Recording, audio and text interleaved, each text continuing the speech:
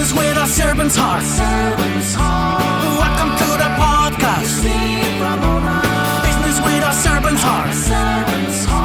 Listen to the podcast. Ramona. We're all about to talk on life. Our guest will share his life story. We want you to success in life. We're ready and we will start shortly.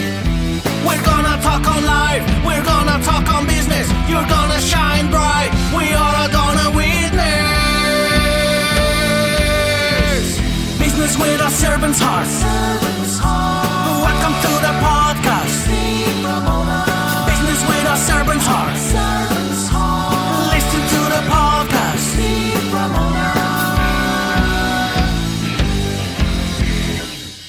That's the servant heart is, okay, I want to practice kindness today. Not just I am kind like a sticker you're wearing.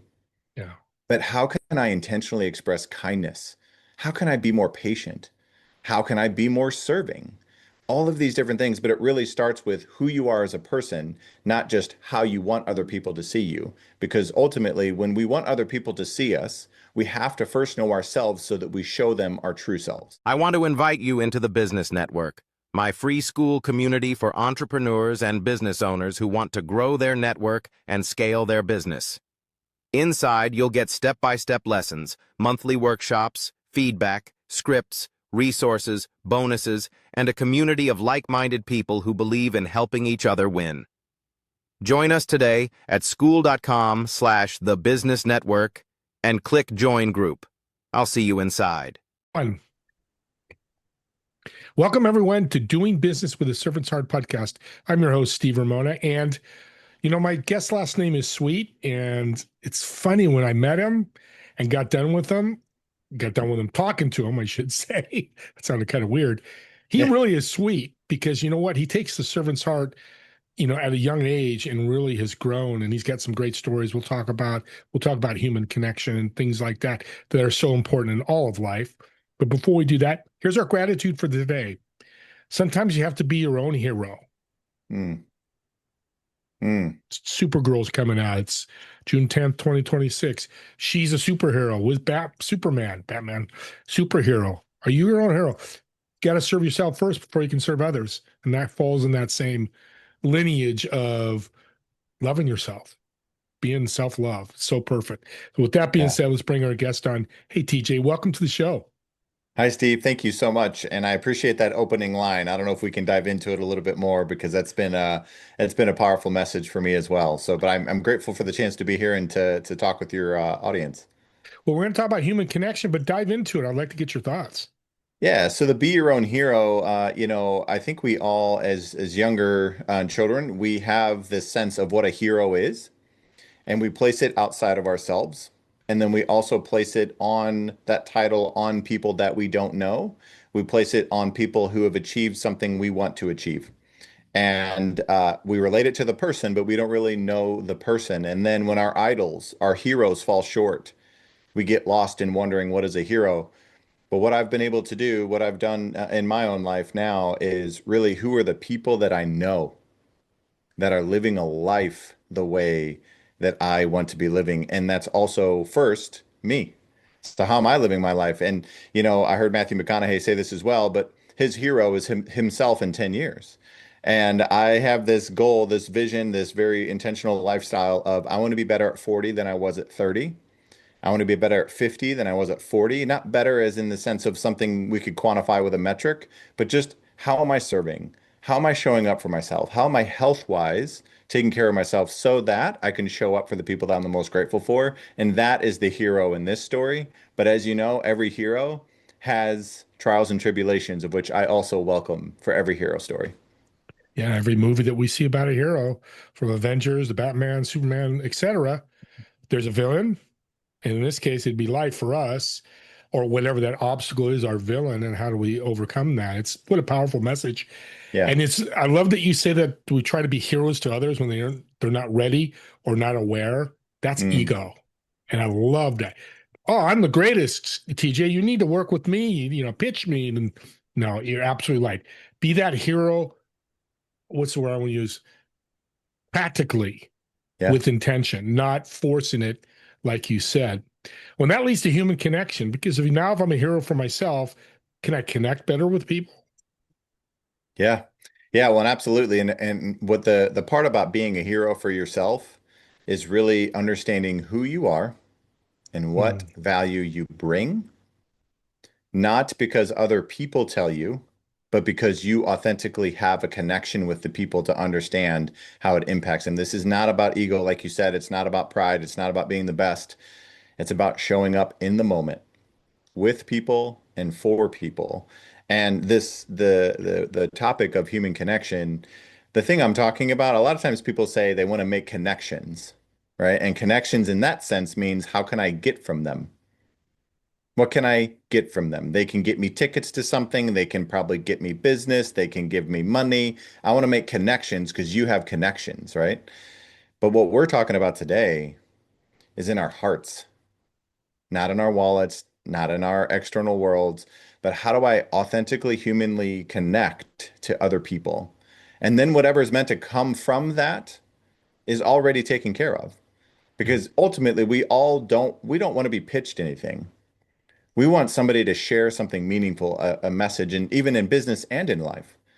And this connection that we're talking about today isn't a connection that you only feel when you're with the people that we're talking about.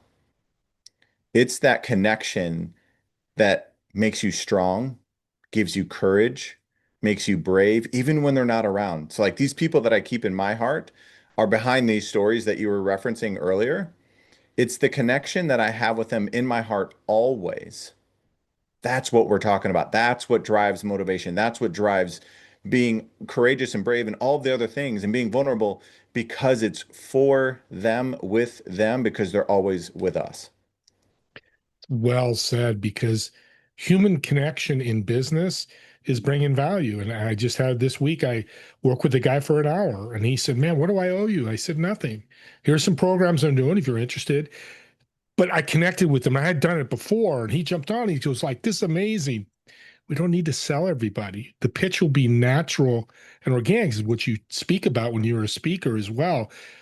Let me get your definition of a servant's heart. What do you think Mm. that is? Yeah, a servant's heart for me is a at the core of you, the reason why you do everything. At the core. It's the lens that you see everything through. It's the desire to serve others. And obviously, that requires us to take care of ourselves, but it's really the desire to serve others so that they can be seen, valued, heard, appreciated, and fulfill their potential. I, I, I've asked that question many times. That's very simple. The action's the tough part, as you know. Everybody wants to do it and wants to have that servant's heart. So what I'm hearing from you, TJ, is you wake up with a servant's heart and you go to bed with a servant's heart, whether you're going to the grocery store, working with a client, or talking to your family. That's the core you're talking about. Correct. It's not a leadership strategy. It's actually who I am. It's not read a book about how to be a servant leader, then you go out and practice those things. It's that's the starting point. And I don't want to diminish anybody who's been reading books. And I even read a Yeah. book. I've read multiple books about servant leadership to understand more about the power of it and ways to do it and all this. But the real transformation in when I became someone who lives that way is when I really understood what it meant to me to lead my life that way, which then therefore I started to lead the teams, the people, my business, every interaction, whether you're somebody at the grocery store. It just happened this morning, somebody at a grocery store. And I just said, how are you? And then they said, what do you mean? And I said, no, how are you doing? And they looked at me, their shoulder changed, their energy changed, their smile. And so even when I talk about serving, it's not doing something for somebody like in a transactional way. It's sometimes just seeing somebody and appreciating somebody, like serving, giving appreciation. And I just told this person, it was an older gentleman, and I just said, I appreciate you being here today. And it was silence. And he said, thank you. I needed that. The power of this audience, whether it impacts that person, because it's an impact. You impacted them. Because when the shoulders go back, you got to saw physical impact. Whether it's 5 seconds, 5 minutes, 5 weeks, 5 months, 5 years, me and you don't care. We're so alike. We just want to make the impact. It's that person to do what they want. And I love what you said about servant leadership and books. Those are to educate you.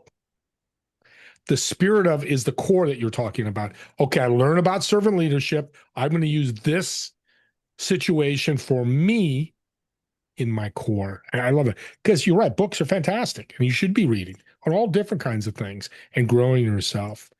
Well, Yeah. let's dive into the other side of this servant leadership. And I'd love to ask people like you, when people are not serving you, you're getting that response of you're coaching somebody and they're not following through with actions or they're being negative. How do you respond to that? Honestly, I get curious.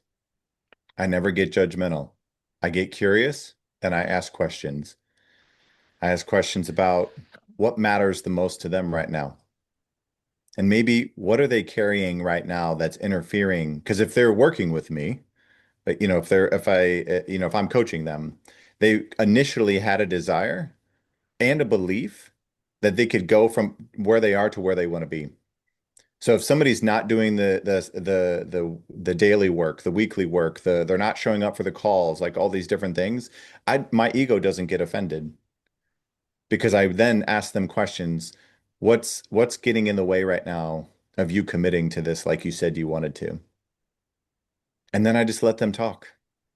And you learn about them. And that's the servant heart side where the pitching transactional side is, why aren't you following through? You pay me all this money. You've done this and this. Well, it's people know. So you got two sides of that story, and the servant heart goes exactly right. And audience, we'll be honest. Eventually, if they just nothing's happening, a servant heart will go, "Hey, Joe Smith, you're not a fit here.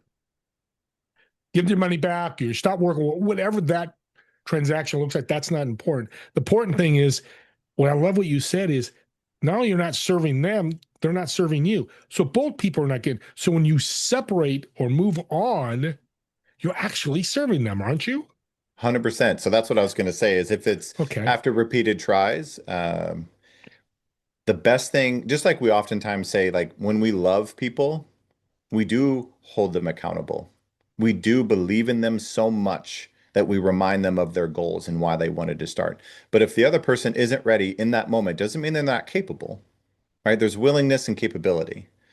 But if there's something interfering with their ability to commit to it to themselves and commit to what we're working on, like the best way for me to love them and serve them in that way is to free them from the obligation. And so I say, you know what? Right now is not the chapter for you. And I'm here for you, but we're going to end this so that you don't feel like you're having to be here. I want you to approach this conversation, this relationship, this goal, this whatever you're working on with a get to mindset. When you're ready to get excited about your life and the work and everything that you want and how it's going to impact other people, I'm here for you. But I just say right now is not the right time. And like you said, if it's a money back, if it's something, something obviously servant in that way, uh, but it really is serving them by setting them free from something that they're clearly not in the right time. Not that they're incapable, but right now is not the time for them to be doing it.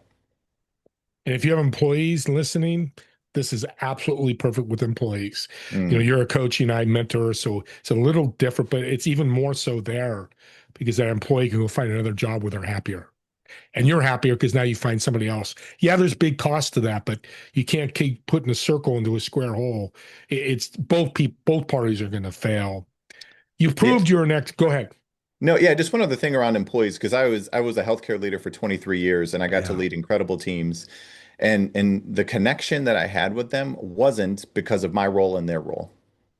Hmm. It was my actual role in a leadership position is to care enough about you performing at the level that you're proud of. And that means having conversations around, instead of saying, don't be late, I ask questions around, do you understand the value to our team? Because if they do, they'll never be late. So I really reinforce the purpose and why they're there and how they contribute and all these different things. And that leads to higher performance because I'm reminding them instead of disciplinary. I mean, obviously discipline's part of it too, right? And I'm not living in this fairy tale world. There's been people that the one of the things I've said kind of lighthearted was I gave them another opportunity to go do something they're more passionate about, right? Great Which is words. honestly, and like they get the new job and they think, oh my gosh, I'm back to my normal self again. It just wasn't the right one for me. So serving is sometimes pointing people in a direction that they love more. It's so good. So you proved you're an expert. I'm learning from you, and I've been doing I'm this for a learning. while. Yeah, and we're always learning. So I know people listening, and what's their first step? Educate us on what that person's like. I want to be more like TJ. I want to be more like Steve. What do they need to do? Yeah, my first step towards building a deeper human connection is really knowing yourself better. Really, like when somebody asks you, who are you? Not what job do you have, but who are you as a person? Because we don't want to fake who we are at work. We don't want to fake it in Mhm. relationships, but who are you authentically? So really writing down what are values that mean a lot to you and how do you want to show up to other people, but also what's a way that you would be proud that you showed up. And maybe it's brave, maybe it's patient, maybe it's kind, whatever the thing is. And then really doing an honest assessment on, am I living that way? And if you are, look every day for more ways to authentically lead your life and the people around you and your teams with that in mind. That's the servant heart is, okay, I want to practice kindness today, not just I am kind like a sticker you're wearing. Yeah. But how can I intentionally express kindness? How can I be more patient? How can I be more serving? All of these different things, but it really starts with who you are as a person, not just how you want other people to see you. Because ultimately, when we want other people to see us, we have to first know ourselves so that we show them our true selves. We'll get his contact information because this is a perfect reason to reach out to TJ and learn more Mm. about this. I'm going to do something for the audience because TJ is powerful. I know he's humble and he's young, but if I was his age and knew what you knew, sky's the limit. And not that I'm stopping now. I'm actually big things because even though I'm 65 and I'm going to ask your age, because you're definitely younger. So audience, the first 5 people that reach out, we're going to send you one of his books. He's got 3 books we're going to talk about here in a minute, but you can get a free book because what we were talking about earlier is education. Learn more about this, and then you can find your core. We're going to help you with that. So reach out to me or TJ, and we'll get his contact information. And you could go, hey, I saw TJ's podcast. I just gave a book out Monday. Somebody reached out and said, hey, I saw this show. I want to get the book. So go ahead and do that. We can reward you and serve you. It's another way to serve. Absolutely. Talk about your 3 books, the titles, and what they're all about. Yeah, so the first book is called Practice Gratitude, Find Joy, and this was the beginning of my heart transformation when every page, there's 365 pages in it, but every page has a positive message for you to kind of get into a different state, mental state, physical state. And then there's three journaling section, which is 3 things you're grateful for, 2 things you appreciate about yourself, and then an I am statement. And that was a daily habit that I still do today. I started it back in 2019 when the book came out, and I still do it today. Right now, I write it on my bathroom mirror when I'm traveling and speaking. And but still, that book transformed my life, and it just allows you to have a couple minutes. It doesn't take long, a couple minutes to really just settle in and really see your life through that lens. The Great. second book is called Grateful Leadership. And what that book is about is after I was practicing gratitude and really instead of somebody who's practicing that habit, it became who I was. I started to really understand how my mindset, my energy, my optimism, my faith, all of that really impacted the teams that I was working with, the health system, the organization, everybody, the community, and how it impacted we all kind of want to know like what is the so what? So if I am a grateful Mhm. person, what happens, right? We want to know what kind of transformation we could be looking for. But it's creativity, it's community, it's growth, it's optimism. So I touch on 7 different things that happened in my life and the way that they impacted our teams, which then impacted our clients that we were serving, our customers, our patients. Mhm. So it's kind of multiple levels of serving, but it really is this, like you've said already, how do you embody this idea of being a grateful person, of which then makes you a grateful leader? But it starts with leading your life through that lens. And then the third book is just came out this last fall. It's a children's book. So Mm. here's the reason for the children's book. One of my great friends, she illustrated the book. which is also a great way to have a connection with somebody when you like take on a big project like that. But being able to the third book is called Gus, the Grateful Golden, and it's about a golden Mhm. retriever and how he sees gratitude in moments to where a lot of us complain. Gus is grateful for these moments. And the reason why we did a children's book, it's a board book, it's ages 3 to 5, is because we wanted multi-generational gratitude to be happening in homes all over the world. So the kids are hearing about it and learning how to read it, but the parents are helping them and the parents are being reminded of gratitude. So that's why we chose children, is so that it's multi-generational gratitude and actually being present in the season of life that you're in, because Gus talks about all 4 seasons of weather. Yeah. Uh, and so it's really just this broader view of gratitude isn't just write down things that you're grateful for and look around you and run out of that list. It's about the way that you see the world. And that's really the biggest impact of those 3 books. Well, a lot to unpack there, and we don't have a lot of time left. Yeah. Dogs are the most grateful, and I love dogs. Cats too. You're a cat's the same animals. Let's make it generic. Are most grateful because their love is unconditional. Yeah. When you see all those videos, veterans come home, dog. I tear up every time. It's just beautiful. We can do Yeah. that as humans. It's just a little bit harder. What's the name of your first book? Practice gratitude, find joy. Okay, practice gratitude and find joy. Audience, when we serve me and TJ, I've never had a negative emotion with that. Have you? Never, You've had never, joy every time. Every every time time. you served the guy today, this morning, did you walk away with joy? Absolutely. Felt connected to him and joy and just grateful to have the chance to be there. And I'm glad that I was chosen in that moment to be with that guy. There was a lot of other registers, but there's a sense of moment to moment presence. And what I say all the time too is when we're serving and when we're grateful, moments become memories when we're grateful in the moment. It's powerful. It's audience. You want to be joyful. The world is noisy. We're financially driven. We're social media driven. All that. I just went to a restaurant. I'm going to say this publicly, and I looked at like 5 tables. 3 of the tables, the family was all on their phones. Now I know things, and I'm not going to get down that black hole, but it's family time. And to me, that's not serving your family. I'm just put it out there. I'm sure I'm going to get some hate emails, and that's fine because the people that get this like you do, TJ, is just wonderful. Yeah. Last question. You're building this volcano of gratitude and serving, and it's growing every day. And since I last met you, more things have happened. I can tell. Hmm. What's your legacy going to look like? It's a great question. I think it's it's one big powerful sentence for me.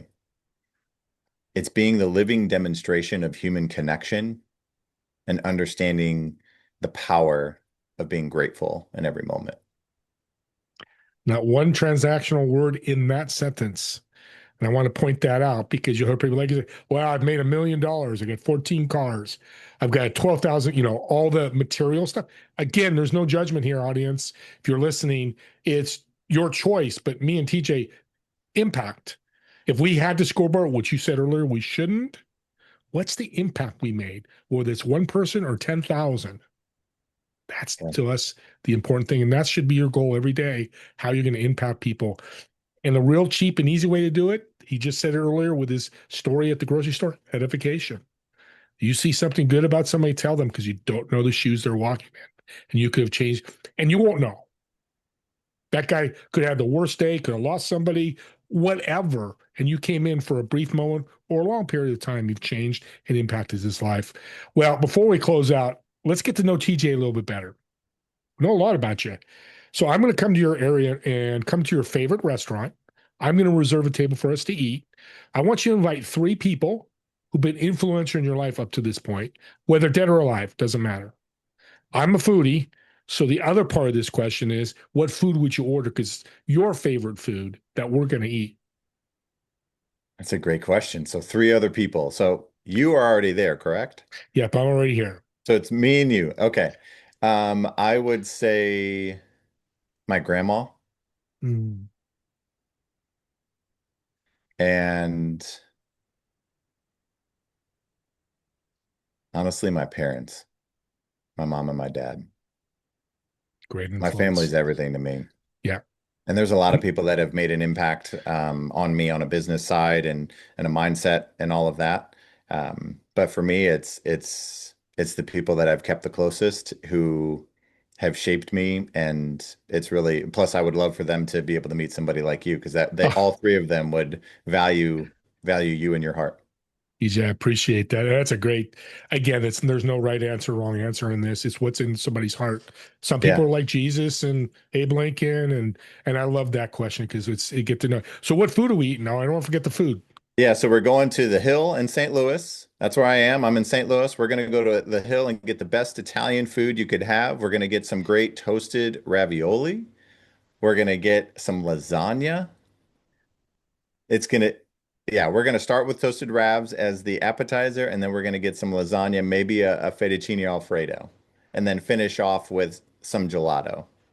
I'm gonna have to hold you to that. That'll be my cheat day, big cheat day. But that is Yeah. sounds wonderful. The Hill. So, audience, hey, by the way, The Hill, if you hear this podcast, shout out. You could use a sponsor. So, just half kidding. Amagetti's. Armageddon. There we go. Yeah.